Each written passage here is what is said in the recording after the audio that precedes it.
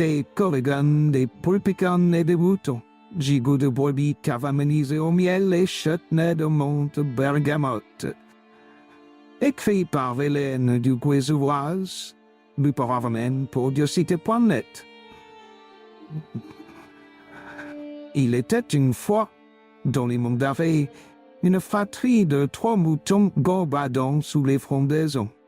Le Benjamin, un tout petit agneau d'un an au pelage soyeux, le cadet, un jeune mouton de 2 ans au lainage épais, et l'aîné, un beau mouton de 3 ans aux belles cornes.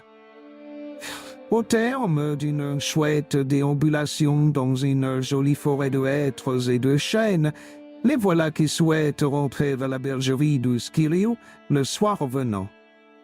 Mais voilà que se profile au bout du chemin un pont de bois jeté au-dessus d'une rivière enchantée et poissonneuse.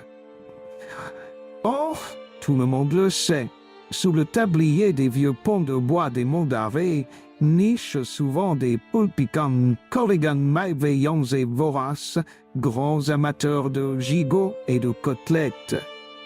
Comment s'assurer que la voie est libre? Notre trio tient alors conciliabule, à bonne distance du pont, et les 2 aînés, avec un singulier manque de courage et d'élégance, il faut bien l'avouer, décident d'envoyer le Benjamin sur le pont.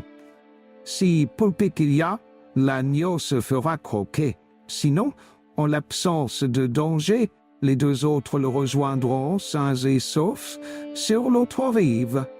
La raison des plus forts est toujours la meilleure, etc.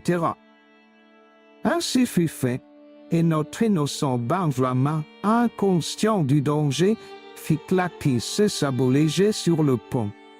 En effrayant Poulpic, l'estomac dans les talons et la serviette déjà nouée autour du cou, lui coupa la route toute quenotte dehors. Mais tout le monde le sait, les Benjamins sont moins niais qu'il n'y paraît et ont plus d'un tour dans leur sac, et par ailleurs, pas la langue dans leur poche.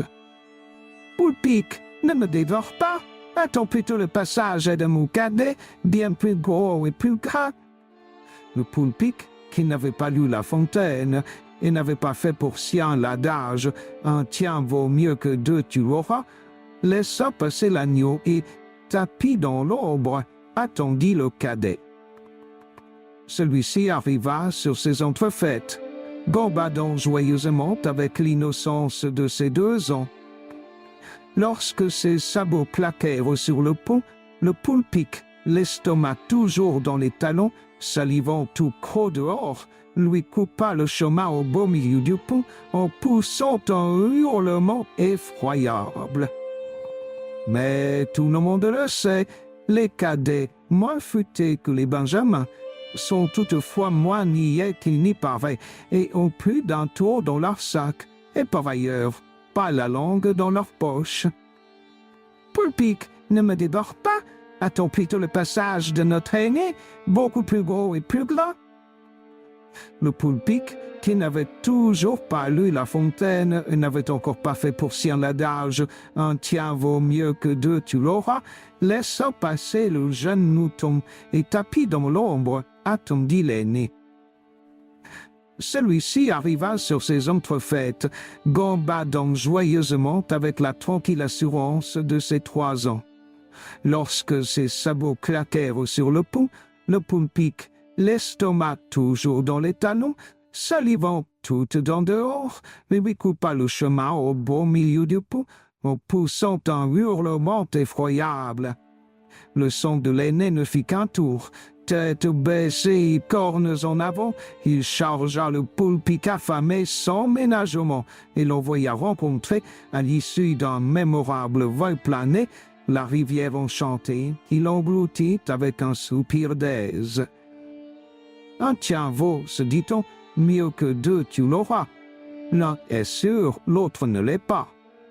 La fratrie réunie termina son périple par un joyeux retour à la bergerie du Scirio, auprès de ses congénères et de leur chouette berger, Cécile et Clément. Il en raconte des histoires une lors de la randonnée des Corrigans d'Hadès, qui mène les plus jeunes comme Arthur et Chloé dans l'épaisse forêt de Bodmer à la rencontre des Corrigans Neoken, Bagwar et Bulbagor. En prenant grand soin d'éviter les pièges enchantés des Corrigans et la mauvaise humeur des Pulpicans chaque fois. Et de retour au logis, sains et saufs, s'attabler autour de belles tranches de gigot de brebis de la bergerie du Skirio, caramélisé au miel des Mondarets, accompagné d'un chutney de menthe bergamote, toute fraîche du Boisou. Pour 4 Pulpicans affamés par essence, 2 belles tranches de gigot de brebis de la bergerie du Skirio, Braspar, 4 cuillères à soupe de miel de châtaignier de la miellerie des Mondarets, Prunéoménès, 2 cuillères à soupe de moutarde à l'ancienne, poivre noir de Kerala fraîchement moulu, 2 belles poignées de menthe bergamote du jardin, une cuillère à soupe de sucre de canne bio complet, 2 cuillères à soupe de vinaigre de cidre, celle de Guérande. Dans un gros sachet, type sachet à congélation, placez les tranches de gigot et ajoutez le miel, la moutarde et le poivre. Refermez le sachet, bien masser la viande avec cette marinade toute simple et réservez au frais 3 ou 4 heures. La veille, c'est encore mieux. Préparez alors le chutney. Cueillir les feuilles de menthe, les ciseler très finement, ne pas les mixer, cela leur fait perdre tout leur parfum et leur belle fraîcheur chlorophyllée. Les placer dans une casserole avec le sucre. Ajoutez alors un peu d'eau de source, 3 à 4 cuillères à soupe à peine, et amenez à une simple ébullition. Ôtez du feu et ajoutez alors le vinaigre de cidre puis le sel. Réservez vos frais dans un petit pot jusqu'au moment de servir. Ce petit chutney est bien meilleur réalisé à la dernière minute. La cuisson du gigot peut se faire à la poêle, certes, mais c'est bien meilleur au barbecue.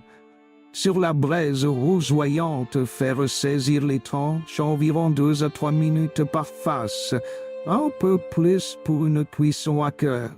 Servir brûlant les tranches de gigot caramélisées avec des brocolis et des chines romanesco cuits à la vapeur et le petit chutney tout fait. L'ADES, l'Association d'aide au développement économique et social qui propose des activités de sensibilisation à l'environnement par la randonnée, une activité propre à l'éveil des sens et à l'enrichissement de l'imaginaire. Elle offre des loisirs originaux aux personnes demeurant en Bretagne ou aux touristes, en s'appuyant sur les ressources naturelles et humaines locales des monts d'arrêt.